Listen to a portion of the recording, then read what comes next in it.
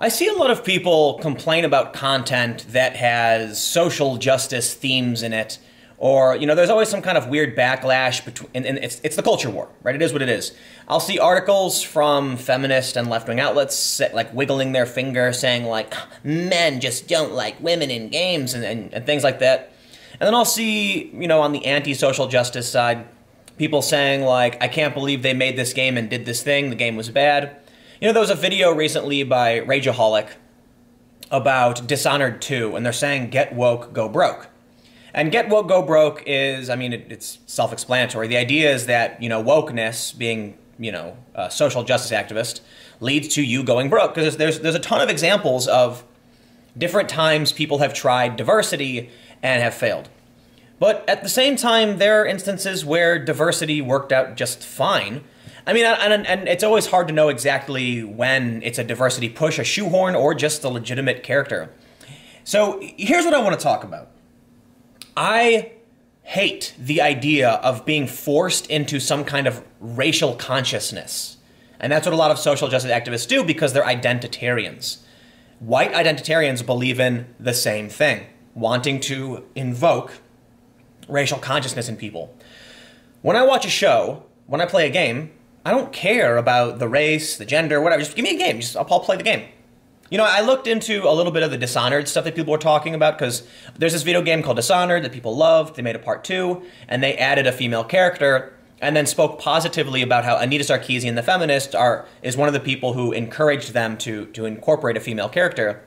And then Dishonored essentially failed. They did a DLC. It didn't work out well. Nobody downloaded it. And when I looked at some of the rhetoric about the game, when the game first came out, people were complaining about bugs in the game that, essentially had a bunch of problems. And I have to imagine that affected the game. But I also think that it maybe just didn't have a good story or good gameplay or something. I don't know why the immediate assumption is simply because you have the choice between a male or female character that is what caused the franchise to fail. I think often when we look at this stuff about social justice shoehorning, it's more about just bad writing, right? But that's not, I don't want to focus too much on that. I want to talk about why I avoid certain things, okay? First, let me say, I like social justice. I do. I am a social liberal, right? I lean left. I'm rather progressive in many ways. And as someone of my particular background, I look forward to seeing attempts to alleviate inequality. Now, when you start talking about equality of outcome stuff, that's where you get a little off the rails because that's impossible you have to force, and it just doesn't work. Equality of opportunity makes sense, and it's part of the reason why I'm a social liberal.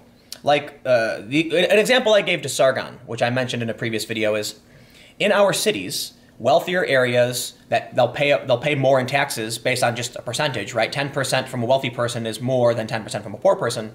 But then we'll make sure we take some of that money from the wealthier area and bring it to the poor area to fix roads and infrastructure because we want to make sure that, we don't want to punish people for being successful, but we also want to make sure that everyone has equal access and opportunity. And when I talk about alleviating inequality, I'm not saying, to create a flat society like some kind of like socialist thing. I'm just basically saying if it becomes too hard to attain upward mobility, then people are going to start advocating for socialism because they don't see any other way out of their circumstances, even if their life is good. So when I see a video game come out, I don't think about social justice or diversity or anything like that. Is the game fun? Is it interesting? I recently got the new World of Warcraft expansion, because I've played WoW basically since its inception, on and off. And, Jaina Proudmoore, the most powerful sorcerer in the world in Azeroth, woman, literally don't care. Like, I have no idea. I play games and I don't care about the gender. And here's the thing, there's a lot of people who do. Obviously, the feminists, the intersectional, left and all that are demanding this representation. And then I think there's a lot of people who are annoyed by shoehorning in bad characters for the sake of representation. And me, I just don't care. But I'll tell you what does affect me. When I see these articles, like the one I've pulled up that's been sitting in the background, Gaming's Toxic Men, it makes me want to avoid certain types of content. So there's a movie out right now, Crazy Rich Asians, that I hear is actually pretty good. And I'm not going to go see it. Not because I don't like the movie or rom-coms or whatever, I don't want to watch it because of the weird gloating that goes on around it. And I've had bad experiences with content, with games, with movies that have been so heavily focused on some kind of weird diversity push. You know, you can, in the 90s, they made Tomb Raider. The main character was Lara Croft. There wasn't like a backlash. I played the game. I really didn't care that it was a woman who was, you know, raiding tombs or whatever. But now you've got this culture war. I don't play video games. I don't play Magic the Gathering. I don't watch movies so that I can talk about this fucking bullshit, okay? I play Magic the Gathering because it makes me think. It's a strategy game, and I can have my elf archer shoot an arrow at the Goblin King. It's that simple. It's a fantasy strategy game. I don't play World of Warcraft because, I mean, and here's the thing too, it's not like I care about fantasy games. I actually prefer sci-fi. I think it'd be really cool if Magic the Gathering had a more science fiction kind of theme. It kind of bums me out that it's always fantasy, because I like the strategy of it. Like I play chess, right? I don't go see movies because I want to stare at a bunch of Asian people and then clap about the fact that the movie's full of Asian people. I literally don't care if they're Asian, white, black, or whatever. It doesn't matter to me. If the movie's good, I'll see it. But the problem for me is when all of these news outlets start writing about, you know, finally we're doing this or finally we're doing that, haha, take that, racists. I'm just like, oh my God. I don't want to go to a movie. I don't want to play a game where you make me think about the real world, right? I go to movies so I can watch people fight with laser swords. Not to think about this stuff. So here's the thing. If you make a movie like, you know, Black Panther, I thought was a fantastic movie. And it really, really annoyed me that so much of the press around Black Panther was like diversity. The same thing for Wonder Woman. A friend of mine was like, if you didn't like, you know, she says to me, she's like, if you don't like Wonder Woman, we can't be friends. Like joking around. And I was like, no, I thought Wonder Woman was awesome. I loved you know, you had Chris Pine's character and Gal Gadot, and Gal was very much like, I don't know the philosophy behind it, but she's all about empathy and caring and protecting and doing whatever she could to protect everyone. And Chris Pine was more of a pragmatist who was like, some people are going to die. And I loved that contrast where you had this almost naive good of Wonder Woman trying her best and Chris Pine's harsh realism. I thought it was a great movie. But what really fucking bothered me was that when I said to my friend, I'm like, you know what the problem is for me? Is that they're trying to act like the movie was good because Wonder Woman's female, when they could have just made a good movie. Instead, everyone's trying to rub it in everyone's face that, you know, it's diversity or something, when you literally just made a good movie. What's the problem? And my friend said to me, we finally have a female representation, like a female hero. And I was like, but there's a ton of female protagonists. I don't think... I'm not sure what the ratio is. I'm pretty sure there's probably way more male heroes and protagonists, but we had the Hunger Games. You know, that was a huge franchise with Katniss Everdeen, I think, you know, was the main character's name, Jennifer Lawrence's character. We have Jennifer Lawrence as a main character in the X-Men films as Mystique. One example I'm often told is Aliens. You had, you know, Sigourney Weaver's character.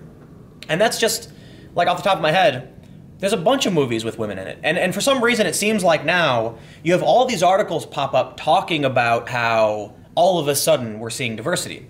So, you know, the thing about Crazy Rich Asians is I've seen a bunch of tweets from people. There was one tweet that went viral that actually freaked me out. It freaked me out.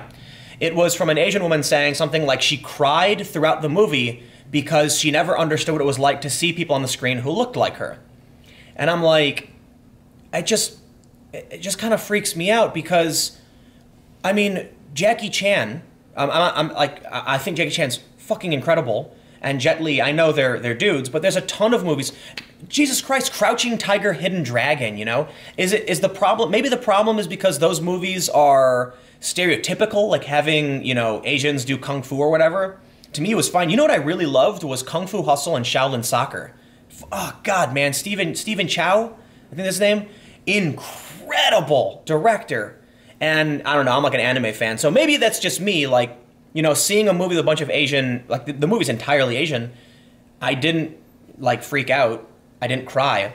And it says to me, you know, this is my opinion. I think people who do that are being, I don't know what the right word is, but I feel like anybody who is going to cry from seeing a romantic comedy where the cast is Asian has been manipulated to a point where they can't see the world for what it actually is, and that really bothers me because I feel like they're being oppressed.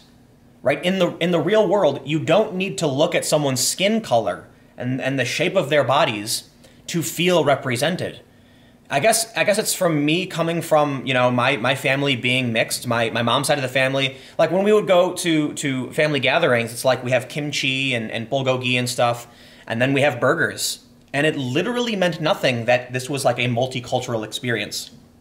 It didn't mean anything. It was just like, ooh, you know, kimchi burger sounds awesome. And you can go to restaurants where they actually, you know, do like American Asian fusion. And to me, I just was always like, that's America, you know, the great melting pot where everything just sort of blends together. But it seems like with the identitarian push that's been going on over the past several years, it's been getting so bad to the point where now people are advocating for anti-diversity and calling it diversity, right? Making a movie where the cast is only Asian is not diversity. It's a step in the wrong direction.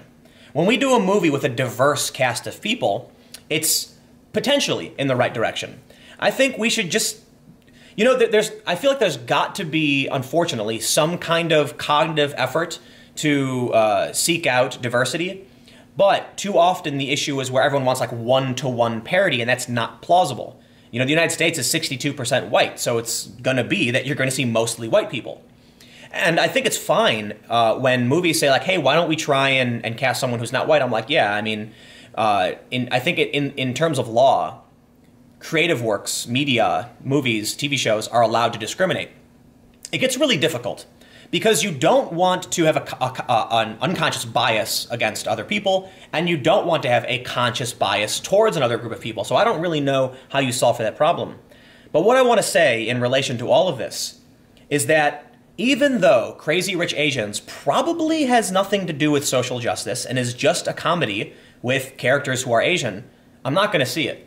I mean, granted, it's a romantic comedy. I would be unlikely to see it no matter what the circumstances were, but I would actively avoid it. And again, it's not because I have anything against Asian people. I literally grew up with half my family being Asian, and I'm actually a huge fan of like anime and kung fu movies and stuff. It's just, to me, they're trying to politicize it so much that I feel like, you know, when I went to Black Panther, all I could think about was like identitarianism. And I don't go to movies to think about identitarianism, and it freaks me out. It makes me angry. But again, going back to that tweet I saw, where it was like this woman claiming she cried throughout the movie because she saw Asians on the screen, and I'm like, have you never watched a movie with Asian people in it? Like, they exist, man. And there are movies where they have non-native English speakers who are in like prominent roles. Like, that's like a normal thing. And it's been this way for decades. And racism has been bad for sure. But you know what they always say when I say stuff like this? They say, oh, it's because you look white. And you don't understand because, you know, you look like... I'm like, I look weird. I don't know. I've never... Maybe it's because I come from a mixed history that when I look at movies, I just don't relate to anybody. And maybe because I can't relate to anybody, I don't know. I also feel like I have seen actors and actresses who are mixed race Asian, and I still don't care. I just, you know, I guess what I want to mainly say, because I'm going to wrap this up in a second, is that the more the media outlets try to politicize everything, the less I want to engage with that content. Period. I was talking about Battlefield 5 the other day, and that I'm not going to buy it. Not because I have any problem with social justice. It's just that the game doesn't look like it's for me. You know, the trailer where they had the woman with the face paint and the prosthetic arm, and it looked like they were trying to make Battlefield into like a combination of Fortnite and Overwatch. And I'm just like, that's not... I have Overwatch, you know? I don't play Fortnite. I've watched people play it. I'm not interested in it. And I like Overwatch. Why would I want to get a weird mix of the two with World War II thrown in the background? I would probably actually consider getting Battlefield if it was just like a gritty war simulation, like... yeah, like you know, Battlefield could be cool. But the other thing too is this over-politicization, and it's not just, I'm not just talking about the left. It's the anti-social justice and the social justice people constantly trying to, you know, about whatever's going on that makes me just be like, you know what, man, leave me out of it. So anyway, that's all I wanted to say. I don't know if any of you cared or were interested, but I'm going to bring out another video in just a few minutes, so stick around. I've got some more interesting stuff to talk about.